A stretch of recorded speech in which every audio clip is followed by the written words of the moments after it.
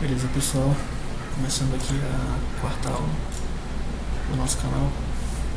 E antes de começar a nossa aula de tipos de dados, pedir para vocês se inscreverem no canal, que vocês comentem, que vocês mandem e-mail se tiverem dúvida, favoritem o vídeo, dê like e compartilhem nas redes sociais. Vou deixar as informações aqui na descrição do vídeo, de Twitter, Facebook, qualquer essas informações que vocês precisam para entrar em contato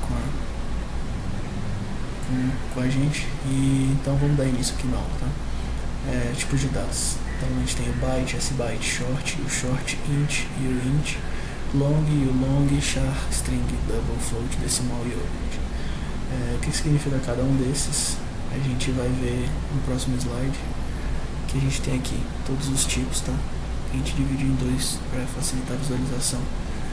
Primeiro, os tipos. A declaração é desse jeito, com a palavra-chave e o nome da variável na sequência com ponto e vírgula.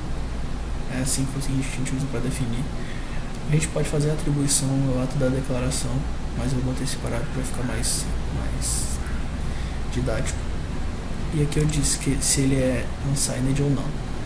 O fato dele ser unsigned ou não vai dizer se ele vai ter sinal ou não. Se ele tiver sinal, ele vai começar de um valor menos tanto até mais tanto. Se ele não tiver sinal, ele vai começar de 0 até um valor x. E esse valor x é sempre o dobro dos valores que tem sinal. Por exemplo, um valor com sinal vai começar de menos 1 até mais 1. Um valor sem sinal vai começar de 0 até 2. É sempre o dobro, tá? Beleza, então o valor byte ele vai ter o mesmo tamanho de um valor sbyte. Só que o sbyte ele vai ter sinal, tá? Então ele vai ter um byte sempre, esses dois. E o short vão ter sempre 2. O int e o int vão ter sempre 4. O long e o long sempre 8. Por aí vai. Então é isso aqui. Quando ele tem 1 byte só, ele vai de 0 a 255. Quando ele tem 2 bytes, ele vai de 0 até 65.000. Quando ele tem 4 bytes, ele vai de 0 até esse número gigantesco aqui. 1.000, milhão, bilhão, 4 trilhões. Quando ele é long, ele vai ter um valor gigantesco. E quando ele tem sinal, ele vai de menos a metade desse valor aqui até mais a metade desse valor. Sempre assim, a lógica é sempre a mesma. E a nomenclatura do byte é uma exceção, porque ao invés de ser byte e o byte, ele trocou. Ele, ao invés de botar o S, o U para ser unsigned, ele botou o S para ser signed, mas a lógica é a mesma. Então, a declaração é essa. No Visual Studio você vai botar exatamente esse código aqui. Eu vou dar o exemplo de byte, short, int, long lá, só para vocês entenderem. Na verdade, a gente dá até para botar todas as variáveis, mas eu vou dar uma pausa no vídeo aqui e vou voltar já no Visual Studio para a gente ver como é que funciona, tá? Então aqui a gente já está com o Visual Studio aberto, todas as variáveis declaradas. Só o object aqui. Pronto. Então vamos lá.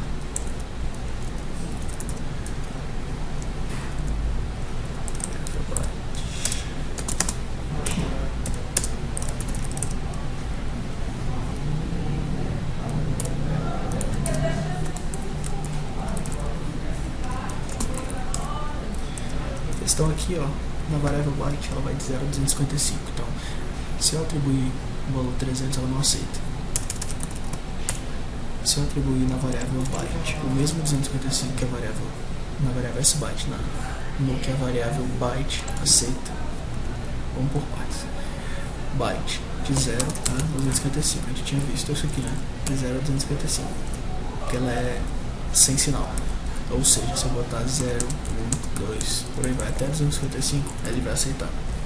No caso aqui, ele vai de menos 120 alguma coisa até mais 128, se eu não me engano. Então se eu botar, por exemplo, 130, ele não aceita, porque o intervalo dele é diferente. Então eu boto aqui 120, por exemplo. Então a declaração é isso, sempre olhar o intervalo. E para olhar o intervalo, vocês podem colar aqui, ó. Podem pegar esse slide aqui, pausem, anotem esses valores aqui, que vai ser o intervalo que a variável vai estar inserida, tá? Então é aquela coisa. Aqui a gente define o nome, aqui ó, desculpa, a gente define a palavra-chave referente ao tipo, dá um nome, ponto e vírgula. Quando na linha seguinte vocês vão atribuir, botando o nome da variável que vocês definiram na linha anterior e botando um valor que esteja dentro do intervalo. No caso de char, a gente define com aspas simples, porque é um caractere, e no caso de string, com aspas duplas, e no caso de double float decimal, bota o nome da variável igual ao número, e se for float f, se for decimal m, e no caso de double, botar um d aqui ou não botar o d é opcional, tá? Então galera, é isso, uma aula bem tranquila, nos vemos na próxima aula, um abraço.